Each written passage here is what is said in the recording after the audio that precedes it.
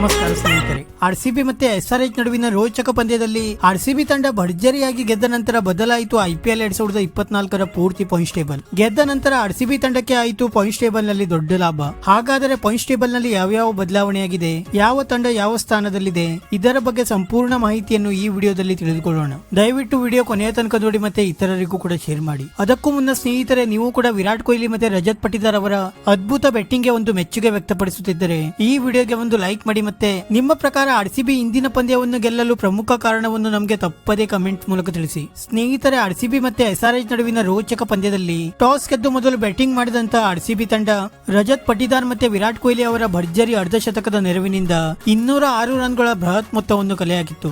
ನಂತರ 207 ರನ್ಗಳ ಬೃಹತ್ ಗುರಿ ಬೆನ್ನಟ್ಟಿದ ಎಸ್ಆರ್ಎಚ್ ತಂಡ ಕೇವಲ 92 ರನ್ಗಳಿಗೆ ಪ್ರಮುಖ 6 ವಿಕೆಟ್ ಕಳೆದುಕೊಂಡು ಅಕ್ಷರಶಃ ಸಂಕಷ್ಟದಲ್ಲಿ ಸಿಲುಕಿತು. ಆದರೆ ನಂತರ ಕೆಳ ಹಂತದ ಬ್ಯಾಟ್ಸ್ಮನ್ ಗಳಿಂದ ಸ್ವಲ್ಪ ಮಟ್ಟಿಗೆ ಹೋರಾಟ ಕಂಡು ಬಂದರೂ ಕೂಡ ಎಸ್ಆರ್ಎಚ್ ತಂಡ ಈ ಪಂದ್ಯವನ್ನು ಹೀನಾಯವಾಗಿ ಸೋಲನ್ನು ಅನುಭವಿಸಿತು. ಮತ್ತೆ ಆರ್ಸಿಬಿ ತಂಡ ಈ ಪಂದ್ಯವನ್ನು ಗೆದ್ದ ನಂತರ ಐಪಿಎಲ್ 2024ರ ಪಾಯಿಂಟ್ಸ್ ಟೇಬಲ್ ಕಡೆಗೆ ನೋಡುವುದಾದರೆ ಸದ್ಯ ರಾಜಸ್ಥಾನ್ ತಂಡ 8 ಪಂದ್ಯವನ್ನು ಆಡಿ 7ರಲ್ಲಿ ಗೆದ್ದು ಮತ್ತೆ 1ರಲ್ಲಿ ಸೋತು 14 ಅಂಕದೊಂದಿಗೆ ಮೊದಲ ಸ್ಥಾನದಲ್ಲಿದ್ದರೆ, ಕೆಕೆಆರ್ ತಂಡ 7 ಪಂದ್ಯವನ್ನು ಆಡಿ 5ರಲ್ಲಿ ಗೆದ್ದು ಮತ್ತೆ 2ರಲ್ಲಿ ಸೋತು 10 ಅಂಕದೊಂದಿಗೆ 2ನೇ ಸ್ಥಾನದಲ್ಲಿದೆ. ಮತ್ತೆ ಎಸ್ಆರ್ಎಚ್ ತಂಡ 8 ಪಂದ್ಯವನ್ನು ಆಡಿ 5ರಲ್ಲಿ ಗೆದ್ದು ಮತ್ತೆ 3ರಲ್ಲಿ ಸೋತು 10 ಅಂಕದೊಂದಿಗೆ 3ನೇ ಸ್ಥಾನದಲ್ಲಿದ್ದರೆ, ಲಕ್ನೋ ಸೂಪರ್ ಜೈಂಟ್ಸ್ ತಂಡ 8 ಪಂದ್ಯವನ್ನು ಆಡಿ 5ರಲ್ಲಿ ಗೆದ್ದು ಮತ್ತೆ 3ರಲ್ಲಿ ಸೋತು 10 ಅಂಕದೊಂದಿಗೆ 4ನೇ ಸ್ಥಾನದಲ್ಲಿದೆ. ಮತ್ತೆ ಸಿಎಸ್ಕೆ ತಂಡ 8 ಪಂದ್ಯವನ್ನು ಆಡಿ 4ರಲ್ಲಿ ಗೆದ್ದು ಮತ್ತೆ 4ರಲ್ಲಿ ಸೋತು 8 ಅಂಕದೊಂದಿಗೆ 5ನೇ ಸ್ಥಾನದಲ್ಲಿದ್ದರೆ, ಡೆಲ್ಲಿ ಕ್ಯಾಪಿಟಲ್ಸ್ ತಂಡ 9 ಪಂದ್ಯವನ್ನು ಆಡಿ 4ರಲ್ಲಿ ಗೆದ್ದು ಮತ್ತೆ 5ರಲ್ಲಿ ಸೋತು 8 ಅಂಕದೊಂದಿಗೆ 6ನೇ ಸ್ಥಾನದಲ್ಲಿದೆ. ಮತ್ತೆ ಗುಜರಾತ್ ಟೈಟನ್ಸ್ ತಂಡ 9 ಪಂದ್ಯವನ್ನು ಆಡಿ 4ರಲ್ಲಿ ಗೆದ್ದು ಮತ್ತೆ 5ರಲ್ಲಿ ಸೋತು